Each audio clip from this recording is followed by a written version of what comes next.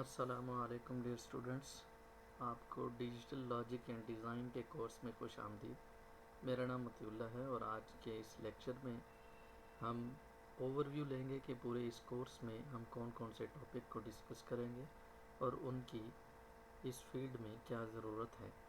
आपको पता है डियर स्टूडेंट्स कि कंप्यूटर ने इंसान की ज़िंदगी में बड़ी तब्दीलियाँ बर्पा की हैं। माइक्रो कंप्यूटर मोबाइल से लेकर चाँद के सफ़र में कंप्यूटर की मदद इंसान ने हासिल की है और ये कंप्यूटर मुख्तलिफ़ सिस्टम्स के साथ मिलकर बना है। और इस कंप्यूटर के अंदर जितने भी ऑपरेशंस परफॉर्म हो रहे हैं उसके जो बेसिक लॉजिक्स हैं, बेसिक्स कंपोनेंट्स हैं, वो हमारे गेट्स हैं और वो बाइनरी डिजिट्स पर मुश्तमिल हैं। इन गेट्स, बेसिक गेट्स कौन कौन से हैं, इनको हम कन्वर्ट कैसे कर सकते हैं और इनसे ये बेसिक ऑपरेशंस यानी एडर, मल्टीप्लेक्सर, ये वाली डिवाइसेस किस तरीके से बनाई जा सकती हैं और इन चीज़ों से कंप्यूटर किस तरीके से डिसीजन और इंफॉर्मेशन प्रोसेसिंग करता है। हमें पता है कि दो किस्म के हमारे पास सिग्नल्स होते हैं। एक हमारे पास सिग्नल एनालॉग क्वांटिटीज़ होती हैं और दूसरी डिजिटल क्वांटिटीज़ होती हैं। हमारा ज़्यादातर ताल्लुक़ डिजिटल लॉजिक डिज़ाइन के साथ है, डिजिटल सिग्नल के साथ होगा। एनालॉग क्वांटिटीज़ क्या होती हैं इसके बारे में हम इंट्रोडक्शन ज़रूर कर लेते हैं।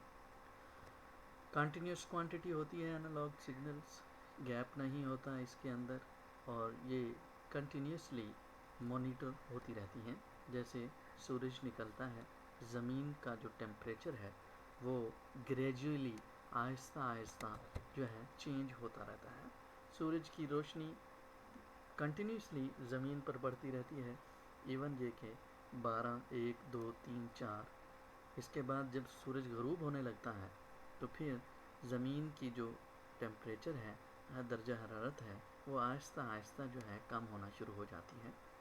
इसका क्या मतलब हुआ कि इंटेंसिटी ऑफ लाइट यानी जो सूरज की रोशनी है वो कितनी ज़्यादा है, इंटेंसिटी मिकदार को कहेंगे लाइट की, टेम्परेचर हरारत को कहेंगे, वेलोसिटी ये मूवमेंट को कहेंगे कि ये तीनों फंक्शंस परफॉर्म हो रहे हैं ज़मीन के ऊपर और फिर ज़मीन का जो दर्जा हरारत है वो उस तरीके से आहिस्ता आहिस्ता तब्दील हो रहा है। एक वक्त आता है कि ज़मीन का दर्जा हरारत वापस कम होना शुरू हो जाता है जब सूरज ग़रूब हो जाता है और जब सूरज फिर से वापस तुलू होता है तो ये टेम्परेचर आहिस्ता आहिस्ता फिर बढ़ना शुरू हो जाता है। ये हमारे पास एनालॉग क्वांटिटीज़ की एग्जांपल हैं। डिजिटल वैल्यूज़ किस तरीके से होती हैं? डिस्क्रीट सेट ऑफ वैल्यूज़ हैं और ये जो डिस्क्रीट सेट ऑफ वैल्यूज़ हैं इसमें गैप मौजूद होता है और ये होल नंबर यानी ट्रू और फॉल्स यानी या तो वो वैल्यू मौजूद होगी या वो वैल्यू मौजूद नहीं होगी, इन दो केसेस के दरमियान में होगी। जबकि कंटिन्यूस में उसकी मकदार 0.5, 0.2, 0.3, 0.4 और 1 पॉइंट के दरमियान में सैकड़ों वैल्यूज़ हो सकती हैं। ये देखें हमारे पास एक तस्वीर नज़र आ रही है, ये कंटिन्यूस सिग्नल की रिप्रेजेंटेशन है। एक टाइम नीचे दिया हुआ है और ऊपर टेम्परेचर दिया हुआ है और जैसे जैसे टाइम बढ़ता गया है और ये टेम्परेचर जो है अप होता चला गया है और जैसे तकरीबन 14-15 घंटों के बाद ये टेम्परेचर जो है कम होना भी स्टार्ट हुआ है। तो ये हमारे पास जो लाइन नज़र आ रही है ये कंटिन्यूस सिग्नल की रिप्रेजेंटेशन है। नेक्स्ट हम इसको चाहें तो डिस्क्रीट वैल्यूज़ में कन्वर्ट कर सकते हैं। इसके लिए हमें सैंपल लेने पड़ेंगे और ये जो सैंपल हैं मैं आपको दिखाता हूँ। ये जो वैल्यूज़ आपका एक सैंपल हमने ये लिया, एक सैंपल हमने ये लिया, एक सैंपल ये लिया, इस तरीके से हमने ये तकरीबन 15 सैंपल लिए हैं। 15 सैंपल लेने से क्या होगा कि आप एग्जैक्ट जो है वैल्यूज़ तो नहीं रिकवर कर सकेंगे कि इसकी कंटिन्यूस या एनालॉग सिग्नल्स की एग्जैक्ट वैल्यू आपके पास नहीं आएंगी। जब आपके पास ओरिजिनल वैल्यूज़ हैं तो ये जो आपके पास लाइन है ये ज़रा स्मूथ नहीं होती बल्कि रफ़ होती है। जब आप इसको सैंपल लेंगे तो ये सैंपल जो है स्मूथनेस इसके अंदर आ जाएगी और कुछ इन्फॉर्मेशन जो है ज़ाय हो जाएगी। हम अप्रॉक्सीमेटली उस रिज़ल्ट तक तो पहुंच सकते हैं, लेकिन एक्चुअली डिस्क्रीट वैल्यूज़ या सैंपल लेकर उस एक्चुअल वैल्यू तक नहीं पहुंच सकते। ये एक ड्रॉबैक है, लेकिन हमारा जो रिज़ल्ट है, हमने जो फंक्शन परफॉर्म करवाने होते हैं, हमने जो काम परफॉर्म करवाने होते हैं, वो हमारे काम हो जाते हैं। जब नहीं होते तो हम एनालॉग सिस्टम भी इस्तेमाल करते हैं। अगर ये सैम्पलिंग की तादाद जो है ये कम होगी तो हमारे पास जो डिफरेंस है वो काफ़ी ज़्यादा आ जाएगा। ओरिजिनल देखें, ये था जो ग्राफ था सिग्नल वैल्यूज़ का, टेम्परेचर का, ओरिजिनल वैल्यूज़ ये हैं। अगर हम एक एक वैल्यू छोड़कर यानी 15 सैम्पल्स की बजाय हम 8 सैम्पल लेते हैं तो ये देखें, ये जो ग्राफ है वो चेंज हो जाएगा। 2, 4, 6, 8, 10 ये वाले पॉइंट हमने नहीं लिए तो हमारा जो ग्राफ है वो लाइंस की शक्ल में आ गया है और जो इन्फॉर्मेशन है वो काफ़ी सारी लॉस हो गई है। देखें यहाँ पर जो इन्फॉर्मेशन 23, 29 डिग्री था टेम्परेचर, ये ख़त्म हो गई। फिर इसी तरीके से हमारे पास ये जो 37 था ये इन्फॉर्मेशन ख़त्म हो गई। तो ग्राफ जो है ये एक और टाइप का बन गया है जो कि और इन्फॉर्मेशन है। ये इसका प्रॉब्लम है। एनालॉग सिग्नल्स का कन्वर्जन हो जाती है, अप्रॉक्सीमेट तो जवाब मिलता है लेकिन ओरिजिनल इसका जवाब नहीं मिलता। तो इसका मतलब है कि अगर आप चाहते हैं कि इन्फॉर्मेशन कम से कम ज़ाय हो तो उसके लिए सैम्पलिंग का किरदार बड़ा इम्पोर्टेंट है। सैम्पल्स जो आपने लेने हैं इस तरीके से लें कि ये इन्फॉर्मेशन ज़ाय ना हो सके। तो ये इलेक्ट्रॉनिकली प्रोसेसिंग जो होती है वो एनालॉग सिस्टम्स के ज़रिए भी की जाती है और डिजिटल सिस्टम्स के ज़रिए भी की जाती है। जब हमें इंफॉर्मेशन को ज़ाय नहीं करना होता तो एनालॉग सिस्टम इस्तेमाल कर लेते हैं और ज़्यादातर रोबोटिक्स, एआई और टेक्स्ट रीडिंग, क्लासिफिकेशन, क्लस्टरिंग, बहुत सारे प्रॉब्लम्स जो हैं डिजिटल सिस्टम के साथ हमने परफॉर्म किए हुए हैं। रिप्रेजेंटिंग क्वांटिटीज़ इन डिजिटल सिस्टम, क्योंकि हमारा फोकस डिजिटल सिस्टम के साथ है तो हमने इसको डिस्कस करना है। ये देखिए, ये जो सिस्टम है वो मुख्तलिफ कंपोनेंट से मिलकर, और वो चंद कम कंपोनेंट्स भी हो सकते हैं, ज़्यादा भी हो सकते हैं, वो मुख्तलिफ कंपोनेंट से मिलकर एक सिस्टम बनाते हैं। यहाँ पर एक कंपोनेंट है जिससे हमने डिग्री टेम्परेचर हासिल किया। दूसरा हमारे पास एक कन्वर्टर है जो कि इसको प्रोसेस करेगा। डिजिटल सिस्टम वो इसको एक मिली वोल्ट के अंदर कन्वर्ट करेगा और जो जवाब है वो आपके पास 39 मिली वोल्ट आएगा। अगर 1 सेंटीग्रेड 1 मिली वोल्ट जो है 1 सेंटीग्रेड के बराबर है तो फिर ये 39 मिली वोल्ट के बराबर होगा। एक सिस्टम इस तरीके से काम करता है। फिर डिजिटल सिस्टम के अंदर जो कंपोनेंट्स पाए जाते हैं वो पहले भी मैंने बताया है कि 2 लेवल्स के अंदर होते हैं, या तो ऑन होते हैं या ऑफ होते हैं। 2 स्टेट्स हैं, ऑन, ऑफ। इसको आप ब्लैक एंड वाइट भी कह सकते हैं, यानी या तो चीज़ मौजूद होगी या बिल्कुल नहीं होगी।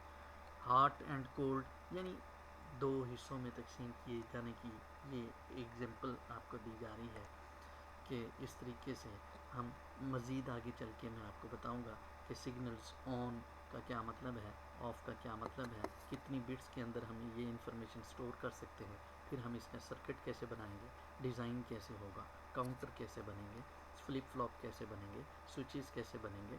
ये सारी जो हमारे टॉपिक्स हैं वो आगे आने वाले दिनों में हम इनकी डिटेल्स, ऑपरेशंस क्या हैं, बूलियंस अलजबरा क्या है, बूलियन अलजब्रे से सर्किट को मिनिमाइज़ कैसे किया जा सकता है, करंट को कम कैसे किया जा सकता है, जब भी हम कोई डिवाइस बनाएंगे वो ऑप्टिमल कैसे होगी, और उसकी ऑप्टिमलिटी में ये डिजिटल डिज़ाइन का क्या रोल है, हम इसको मिनिमाइज़, सर्किट को मिनिमाइज़ कैसे कर सकते हैं ताकि करंट की जो कंजम्पशन है वो कम से कम हो सके। तो ये वो टॉपिक्स हैं जो कि हमने इस कोर्स के अंदर कवर करने हैं। तो इस प्रोसीजर तक पहुंचने के लिए हमें जो बेसिक ज़रूरत पड़ेगी वो बाइनरी नंबर सिस्टम है।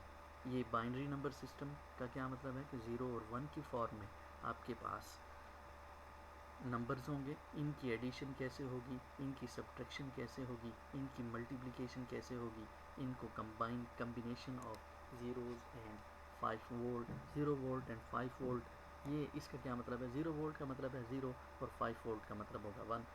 अगर हमारे पास ये हमने इसको डिवाइड कर लिया है दो हिस्सों में कि 0 वोल्ट है तो हम उसको ऑफ कहेंगे और 5 वोल्ट है हम उसको 1 कहेंगे। बाइनरी में यही दो रिप्रेजेंटेशन होंगी। आगे आने वाले लेक्चर में हमने इसकी एडिशन, सब्ट्रैक्शन, मल्टीप्लिकेशन और कन्वर्जन, डाटा स्टोर कैसे होता है, इन बातों को सीखेंगे। लेकिन अभी सिर्फ इतना आपको पता होना चाहिए कि बाइनरी नंबर सिस्टम में दो स्टेट्स होती हैं, एक स्टेट ऑफ स्टेट है, एक स्टेट ऑन स्टेट है। ऑन को 1 भी कह देते हैं, ट्रू भी कह देते हैं, ऑफ को 0 कहते हैं या फॉल्स भी कह देते हैं।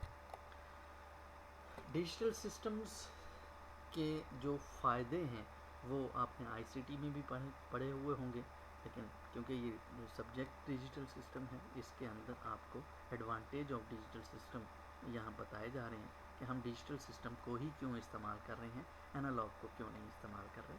तो ये efficient processing and data storage, हम डिजिटल सिस्टम के अंदर प्रोसेसिंग एफिशिएंटली कर सकते हैं और डाटा जो है स्टोर किया जा सकता है। ये डाटा स्टोर कैसे होता है आगे आने वाले चैप्टर्स में हम बताएंगे कि ये बाइनरी नंबर सिस्टम या बेसिक कंपोनेंट्स को इस्तेमाल करके हम कंप्यूटर को डाटा स्टोरेज के काबिल कैसे बनाते हैं।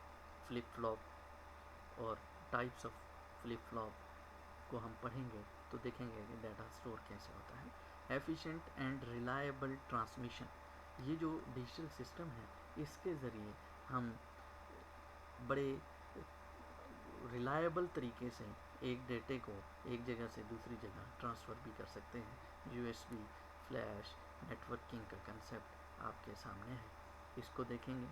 इसी तरीके से detection and correction of error, digital system के अंदर ये भी सहूलत मौजूद है कि हम इवन पायरेटी बिट नेटवर्क के कोर्स में आपने देखा होगा कि वहाँ एरर डिटेक्शन कैसे होती है और एरर को रिमूव कैसे किया जा सकता है। तो डिजिटल सिस्टम इस काबिल है कि आप उसमें से एरर को रिमूव भी कर सकते हैं। इसी तरीके से प्रिसाइज एंड एक्यूरेट रिप्रोडक्शन, हम बहुत सारे सैम्पलिंग सारा 100% डाटा लेने की बजाय हम कम डाटा लेते हैं, प्रिसाइज भी होता है और एक्यूरेट भी होता है। रिप्रोड्यूस भी हम उस सैम्पल्स की मदद से मुख्तलिफ और डाटा को भी रिप्रोड्यूस भी कर सकते हैं डिजिटल सिस्टम के अंदर। इजी डिज़ाइन एंड इम्प्लीमेंटेशन है, ये डिजिटल सिस्टम इतना आसान है, हम इसको आसानी के साथ बना भी सकते हैं, समझ भी सकते हैं और इम्प्लीमेंटेशन भी कर सकते हैं। Occupy minimum space, digital system की वजह से हमारे पास जो स्पेस है इसकी नीड बहुत कम हो गई है। आप देख रहे हैं कि आपके पास मेमोरी कार्ड है मोबाइल के अंदर लगने वाला जो कि 32 GB और 64 GB और इससे आगे जा रहा है। तो ये किस तरह पॉसिबल हुआ है, इन्हीं डिजिटल कंपोनेंट्स की वजह से हुआ है। And gate, nor gate, not gate or gate की वजह से पॉसिबल हुआ है, आगे हम देखेंगे इंशाल्लाह। तो इंफॉर्मेशन प्रोसेसिंग, हम थोड़ा सा आगे बढ़ते हैं कि इंफॉर्मेशन प्रोसेसिंग कौन कौन सी हो सकती है। हम नंबर्स पर प्रोसेसिंग कर सकते हैं, टेक्स्ट के ऊपर प्रोसेसिंग कर सकते हैं, फार्मूलाज एंड इक्वेशंस हैं हमारे ऊपर। डिजिटल सिस्टम के ज़रिए हम फार्मूलाज और इक्वेशंस भी, मैथ की कम्प्लेक्स इक्वेशन को भी सॉल्व कर सकते हैं। ड्राइंग्स एंड पिक्चर्स, इस डिजिटल सिस्टम के अंदर जब इंफॉर्मेशन को हम प्रोसेस करते हैं तो पेंटिंग, ड्राइंग, फ़ोटोज़ और तस्वीरों को हम एनालिसिस भी करते हैं और प्रोसेस भी करते हैं और इसको रीशेप भी करते हैं, ट्रांसफॉर्म भी करते हैं, ब्यूटी इन्हांस भी करते हैं ड्राइंग को, पिक्चर को। और इसी तरीके से यही काम ना सिर्फ ड्राइंग और पिक्चर है बल्कि साउंड और म्यूज़िक का काम भी हम डिजिटल सिस्टम के साथ कर सकते हैं। साउंड प्रोसेसिंग होती है और वीडियो प्रोसेसिंग भी हम करते हैं, एनिमेशन बना सकते हैं। तो इसके अलावा लॉजिक गेट्स हैं हमारे पास, जो बेसिक हमारे पास गेट्स हैं, मैं इनकी आपको तस्वीरें दिखा देता हूँ। बाहर इंटरप्शन हो रही है, मैं ज़रा ब्रेक लेता हूँ। ये आ गए हैं बिल्डिंग ब्लॉक्स हमारा पूरे कोर्स के अंदर। ये जो अब मैं आपको बताने जा रहा हूँ बिल्डिंग लॉजिक गेट्स कौन कौन से हैं, इन्होंने इंतहाई अहम रोल प्ले करना है। हम इन्हीं सर्किट्स के ज़रिए, इन्हीं छोटे छोटे कंपोनेंट्स के ज़रिए बड़े बड़े सर्किट्स बनाएंगे। अब इन छोटे छोटे कंपोनेंट्स को डिटेल के साथ देखेंगे ये कौन कौन से सर्किट हैं। तो पहला हमारे पास जो एक गेट है उसका नाम एंड गेट है। इसका नाम आपने 9th 10th में फिज़िक्स में शायद सुना हो। एक और हमारे पास है और गेट एंड एक तीसरा गेट है हमारे पास नॉट गेट। मैं इसकी तफसील आपको बताऊंगा, इसकी शक्ल अगली स्लाइड में आ रही है। फिर हमारे पास नैंड गेट मौजूद है। एंड गेट से इसका ताल्लुक़ है और वो नेगेटिव है, यानी एंड का उलट, यानी नॉट एंड, यानी एंड की जो आपके पास आउटपुट आ रही होगी वो उलट उसको कर देंगे। टेबल में मैं आपको दिखाऊंगा कि किस तरीके से करेंगे। और गेट के साथ अगर हम नॉट गेट लगाएंगे तो ये नॉर बन जाएगा। इसी तरीके से एक और गेट है हमारे पास exclusive or gate and exclusive nor gate. इनकी प्रॉपर्टीज़ क्या हैं, इनके रिजल्ट्स ऑल पॉसिबल इनपुट्स पर क्या आते हैं, हम वो देखेंगे नेक्स्ट। और इनसे इंटीग्रेटेड सर्किट कैसे बनाए जा सकते हैं। फिर यही वो ब्लॉक्स हैं, यही वो गेट्स हैं, यही वो लॉजिक गेट्स हैं जिनसे आईसीज बने हैं। और वो आईसी जिसने कंप्यूटर की दुनिया में इनकलाब बर्पा कर दिया, उसको हम समझेंगे। इस कोर्स का बुनियादी मकसद यही है कि ये सिंपल छोटे छोटे गेट्स मिलकर किस तरीके से इंफॉर्मेशन को प्रोसेस करने में पीछे इंफॉर्मेशन गुजर चुकी हैं, नंबर्स को प्रोसेस कैसे करते हैं, टेक्स्ट को कैसे प्रोसेस करते हैं, फार्मूलाज एंड इक्वेशन को कैसे, ड्राइंग एंड साउंड, ये प्रोसेसिंग इन्हीं गेट्स के ऑपरेशन से मिलकर बनी है। और हम इसको डिटेल के साथ पूरे कोर्स में देखेंगे कि किस तरीके से। अब हम देखते हैं इन्हीं गेट्स के हवाले से वो जो टेक्स्ट की फॉर्म में इंफॉर्मेशन थी लॉजिक गेट्स की, अब हम उनके सिंबल्स देख रहे हैं। देखिए ये एंड गेट है हमारा, इसकी शक्ल को आप याद कर लीजिए कि अगर आपको कोई कहता है इसको बनाना है तो आपने इसको बनाना भी सीख लेना चाहिए आपको। ये देखें, ये एंड गेट जो है बिल्कुल सीधी लाइन लगाएं और आगे ये सी की तरह ये गोल होता है और इसकी दो इनपुट्स होती हैं। आमतौर पर हमने दो इनपुट को देखना है, तीन भी हो सकती हैं वैसे। ये एंड गेट की सिंबल है, ये एंड गेट है। अगर आपने और गेट बनाना है तो ये ज़रा कर्व है, उसी एंड गेट के लिए ये सीधी लाइन है और ये और गेट के लिए ये इस तरीके से, ये क्या है, और गेट का सिंबल है। याद कर लीजिए, जब भी हम आगे और गेट की बात करें तो आपको ये तस्वीर बनाना आनी चाहिए। इसकी भी दो इनपुट्स हो सकती हैं। इसी तरीके से अगर कोई नॉट गेट की बात करें तो नॉट गेट त्रिकोण की शक्ल में होता है और उसके आगे यहाँ एक बबल पड़ा हुआ होता है। तो ये इसकी एक ही इनपुट होती है और एक ही आउटपुट होती है। मीन्स कि अगर आप यहाँ पर ऑन करते हैं, सिग्नल ऑन का आ रहा है तो ये नॉट गेट उसको ऑफ का बना देगा, यानी यहाँ पर आउटपुट आपको 0 मिलेगी। अगर आप इसको इनपुट 0 देंगे तो ये नॉट उसको कन्वर्ट कर देगा, कंप्लीमेंट ले लेगा उसका, तो ये उसको 1 कर देगा। क्योंकि बाइनरी में हमारे पास हैं ही दो, 0 और 1। कंप्लीमेंट का मतलब है जो मौजूद है वो नहीं, उसके अलावा दूसरी 1 अगर जा रहा है तो उसके अलावा दूसरी 0 है, 0 अगर इनपुट जा रही है तो उसके अलावा दूसरी 1 है। तो ये तीन सिंबल हैं। ये अगर आप नैंड गेट की बात करेंगे, ये नैंड गेट है। एंड गेट के आगे अगर आप यहाँ पर ये एक बबल डाल देंगे तो ये नैंड गेट बन जाएगा। इसी तरीके से ये और गेट है और गेट के आगे नॉट गेट लगा देंगे तो ये नॉर बन जाएगा, यानी उसकी जो आउटपुट होगी उसको उलट कर देगा। इसी तरीके से यहाँ पर हमारे पास एक और है, इसकी तस्वीर को आप बड़ा करके देखेंगे तो ये एक्सक्लूसिव और गेट मौजूद है आपके पास और एक्सक्लूसिव नैंड गेट भी मौजूद है। ये देखिए ये कैसे काम करता है। इसका जो सिंबल है ये और गेट के लिए की तरह का है।